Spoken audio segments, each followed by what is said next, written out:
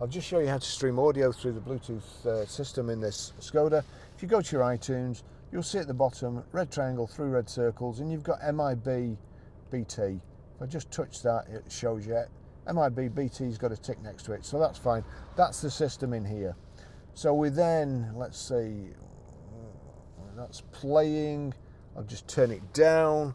We'll turn this up, go to media, and it's already on Bluetooth. If it's not, you've got source here, click source, and if you've got SD card in or USB, you'll have to change it around, but it's on BT there.